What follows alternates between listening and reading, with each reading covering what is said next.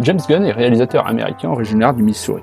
Il a été très vite influencé par les films d'horreur à petit budget comme La Nuit des Morts Vivants ou Vendredi 13. Il commence dans le monde du cinéma en coécrivant le scénario du film Roméo et Juliette.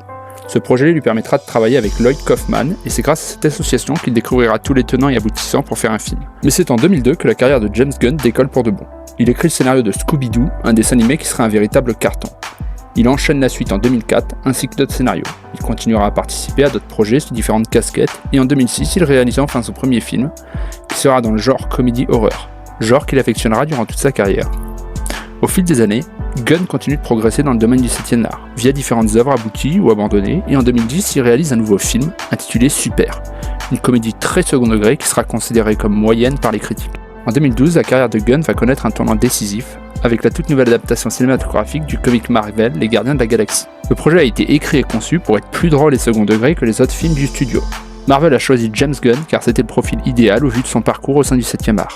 Choix par ailleurs validé par le réalisateur phare du studio à l'époque, Joss Whedon. Gunn réécrit en partie le scénario à sa manière et le tournage débute en 2013. En 2014, le film sort en salle et c'est un véritable carton.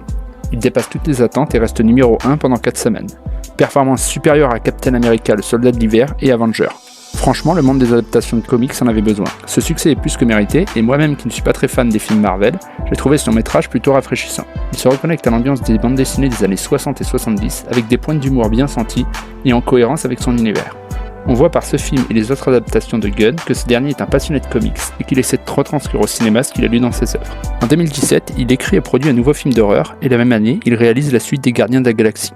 Ce long-métrage tombe dans les clichés du premier, accentue à la caricature les traits des personnages pour donner un film plutôt indigeste et insignifiant. J'ai eu beaucoup de mal à voir ce film, surtout quand on connaît le premier. Le film est un succès au box-office malgré tout, car il s'inscrit dans la période dorée de Marvel. Tous leurs films à cette époque, bons ou mauvais, deviennent rentables. Mais alors que Gunn s'apprête à réaliser le 3e volet de la saga, une polémique surgit sur les réseaux sociaux, où d'anciens tweets sont déterrés, remplis de blagues douteuses et de très mauvais goût. James Gunn s'excusera, mais Disney n'assumera pas le scandale et le réalisateur phare des Gardiens ira chez le studio concurrent DC Comics. Il y écrira le scénario puis réalisera une nouvelle formule du Suicide Squad après le résultat moyen du précédent. Disney de son côté prend un énorme coup de pression du public qui crée une pétition en ligne pour faire revenir James Gunn, suivi d'un refus des acteurs des Gardiens de jouer dans le 3e volet si ce n'est pas Gunn qui le réalise. Disney cède et James peut alors faire le dernier Gardien de la Galaxie. Celui-ci répète les erreurs du 10e volet et n'apporte rien de significatif. Mais ce qui n'est pas le cas de son prochain film sorti en 2021, The Suicide Squad. Ce long métrage s'inscrit en rupture du premier et s'il en garde certains acteurs, la formule est revue entièrement. Comme je l'ai dit plus tôt, Gunn est un fan de comics et ce qu'il a créé comme ambiance dans Les Gardiens de la Galaxie, il va le faire en mieux dans The Suicide Squad. L'action, l'humour et l'univers collent parfaitement avec les vieux comics des années 60 et 70. Il va complètement à l'opposé des films DC qui sont produits depuis 15 ans maintenant, sombres, avec des personnages torturés et qui se prennent des fois trop au sérieux. Ce mouvement a été initié par Nolan, repris par Snyder et poussé à son extrême par Matt Reeves. DC a d'ailleurs essayé de sortir de ce style via différents films plus ou moins bons, mais la démarche n'était pas d'innover mais de concurrencer Marvel. Lamentable erreur qui a conduit à des désastres cinématographiques et artistiques. Pour la première fois avec The Suicide Squad, Gunn est parti dans un style qui respecte les comics originaux et ça fonctionne. Je redoutais de voir le film mais il m'a enchanté. La seule erreur qui gâche un peu son métrage, c'est le côté gore qu'a rajouté Gunn, fan du genre, mais à part ce faux pas, tout est cohérent. Même l'antagoniste de fin, qui pourrait prêter à rire, est plus crédible que certains méchants de films de super-héros, beaucoup trop sérieux pour des personnages souvent ridicules. J'ai trouvé par ailleurs que Gunn avait beaucoup plus de créativité dans ce film que dans le premier Gardien de la Galaxie, ce qui pourrait s'expliquer par un désintérêt du studio qui considérait l'œuvre pas assez prometteuse pour un succès au box-office, ce qui permet au réalisateur de faire le film selon sa vision.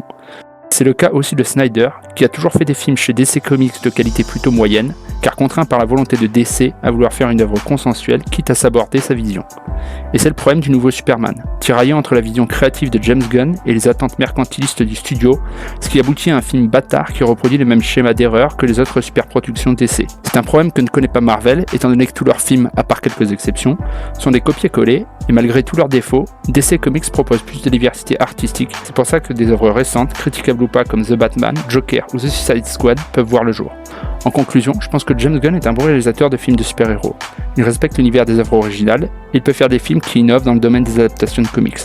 Mais la question à se poser, c'est est-ce que le public est prêt à accepter un Superman en cipe rouge, comme dans les comics, surtout de la part de DC, qu'on attend plus sur des films jugés plus sérieux par rapport aux studios concurrents? Et est-ce que la pression de DC sur James Gunn a déformé la vision du réalisateur, au point de ne pas trouver son public? Seul l'avenir nous le dira.